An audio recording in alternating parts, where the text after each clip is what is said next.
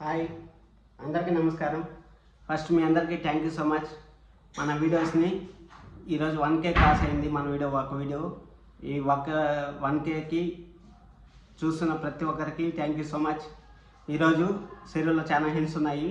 ఏమేమి జరిగాయి, ఎక్కడెక్కడ జరిగాయి అన్నీ మనం మాట్లాడుకుందాం. ఈరోజు హింట్స్ ఏమనేసి నేను చెప్తాను. ఈరోజు 4 స్టెప్పులుగా జరిగింది. ఏమేమి చెప్తానండి. మన అనామికకు ఒక షార్ట్ వచ్చింది. తర్వాత డాక్యుమెంట్స్ మిస్సింగ్ అయినాయి. ఆ బోర్డు గురించి ఒక హింట్ బయటపడింది. అదేమని సరే, మళ్ళీ అది అయిపోయిన తర్వాత మన కళ్యాణ్ అప్పు ఫోన్ చేసి మాట్లాడుకున్నారు. ఏం మాట్లాడుకున్నారో ఈ 4 గురించి మనం ఇప్పుడు డిస్కషన్ చేసుకున్నాం. ఈ 4 మనం లాస్ట్ వరకు చూడండి వీడియోని. మన ఛానల్లో ఉన్న కొత్తగా చూస్తా అంటే సబ్స్క్రైబ్ చేసుకోండి. అలాగే ఈ వీడియోని లైక్ చేసి వీడియో చూడండి. లాస్ట్ వరకు వీడియో చూడండి, బాగా చాలా ఇంట్రెస్ట్గా ఉంటుంది. ఈరోజు బాగుంది సీరియల్, లాస్ట్ వరకు చూడండి. ప్రతి ఒక్కరికి మేడే శుభాకాంక్షలు కూడా. ఈరోజు సీరియల్ స్టార్టింగ్ ఏం జరిగిందంటే, నిన్న డిస్కషన్ జరుగుతుంది కదా, మన స్వప్న అనామిక మిద్ది పైకి పోయి మాట్లాడుకుంటా ఉంటారు. మిద్ది పైకి మాట్లాడుకుంటా ఉంటే నువ్వు ఏమన్నా చేసింది మంచిదిగా ఉందా అనేసి మాట్లాడుకుంటా ఉంటే, నా చెల్లిని చెంపదెప్పు కొట్టిందానికే నేను ఇవంతా చేశాను, కళ్యాణ్ని మీ చెల్లిని ఆర్టిస్ట్ చేయించాను అంటే మన స్వప్న ఇస్తుంది. ఈ పక్కకి ఆ పక్కకి 4 ఇస్తుంది. అసలు ఆ సీన్ చూస్తా ఉంటేనే మైండ్ బ్లోయింగ్గా ఉంది. ఖచ్చితంగా సీరియల్ చూసేటప్పుడు ఇది మాత్రము మళ్ళీ రివైండ్ చేసుకోవాలని చూడండి. ఎవరినో కోపాలు ఈ విధంగా కోపం, అనామిక పైన కోపం అంటే అంత బాగుంటుంది సీరియల్. షార్ట్లు మాత్రం మామూలుగా వేయలేదు, షార్ట్లు చెప్పింది. ఇప్పుడు నువ్వేం చేస్తావే, మళ్ళీ నా చెల్లిని ఏమైనా అరెస్ట్ చేస్తావు అనుకుంటా ఉండవా? నా చెల్లి శివంగి ఒక్కసారికే ఛాన్స్ ఇస్తుంది, రెండోసారి కానీ ఈ విధంగా చేసినామంటే నిన్ను వేసేస్తుంది అనేసి అంటుంది. అనే కొద్దికి ఇంక సరే అనేసి ఆడికి అయిపోయిన తర్వాత నెక్స్ట్ ప్రాసెస్ ఏం జరుగుతుందంటే, మన కళ్యాణ్ ఫోన్ చేసి మాట్లాడుతూ ఉంటాడు అప్పుతో. కళ్యాణ్ ఫోన్ చేసి, సారీ అప్పు, ఈ విధంగా జరుగుతుంది అనుకోలేదు, ఏంటి బాయ్ ఈ విధంగా ఇంత జరిగినా మళ్ళీ నువ్వు ఫోన్ చేస్తావు అనేసి మాట్లాడుకుంది. మన అనామిక ఇంట్లోకి వచ్చేస్తుంది, రూమ్ లోపలికి వచ్చేస్తుంది. రూమ్ లోపలికి వచ్చేసిన తర్వాత ఇంటా ఉంటుంది, వాళ్ళు ఏం మాట్లాడుకుంటారు చూద్దామనేసి ఇంటా ఉంటే సరే అనేసి మళ్ళీ ఇంత జరిగినా మనం ఏమన్నా ఇప్పుడు కానీ నేను మాట్లాడుకుంటూ చేసినా అంటే ఖచ్చితంగా నేను తప్పు చేసినట్టు, మనం తప్పు చేసినట్టు అవుతుంది, నువ్వేం ఫిగర్ కాకు అనేసి మాట్లాడుకుంటా అంటే సరే అనేసి, నీకు ఇంత జరిగినా బుద్ధి రాలేదా, నువ్వు ఏం మనిషివి అనేసి మన కళ్యాణ్ తిట్టుకుంది. కళ్యాణ్ తిట్టే కొద్దికి నువ్వు చేసిన దానికి బాగుందిలే, నువ్వు చేసింది ఏం చేసినావు, నువ్వు ఏమన్నా చేసుకొని నేను మాట్లాడుతూనే ఉంటాను అనేసి మన కళ్యాణ్ ఇంకా సీరియస్ అయిపోతాడు. ఆడికి వాళ్ళు స్టాప్ అయిపోయింది. ఆడికి స్టాప్ అయిపోయిన తర్వాత నెక్స్ట్ ఏం జరిగిందంటే, ఇంకా మన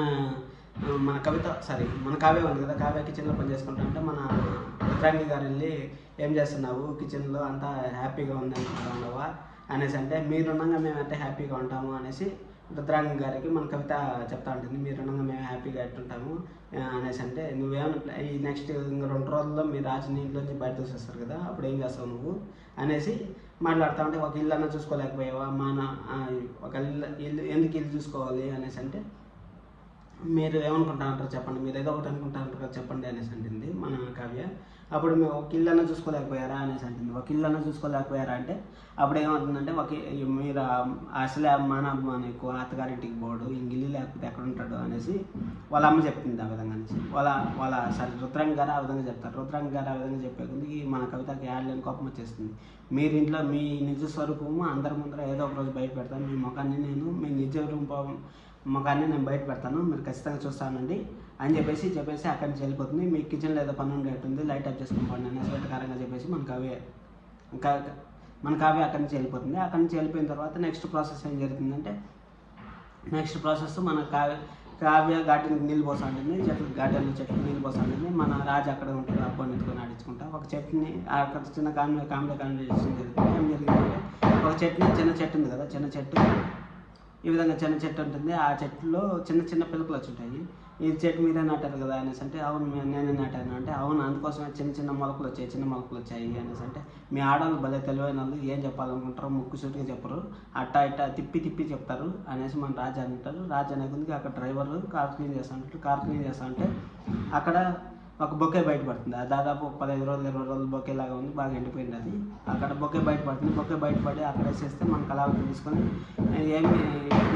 ఎవరిది బొకే ఎందుకు ఎక్కడ పడేస్తాను అంటే, అమ్మగారు నేను లీవ్లో ఉన్నా కదా నాకు తెలియదు అనేసి, ఇక్కడ కార్ క్లీన్ చేస్తుంటే అది బయటపడింది అనేసి చెప్తారు. చెప్పినప్పుడు ఏమవుతుంది సరే అనేసి ఇంకా అక్కడి నుంచి కింద పడేస్తాడు కదా, కింద పడేసినప్పుడు అది ఎత్తుకెళ్ళి చదువుతుంది.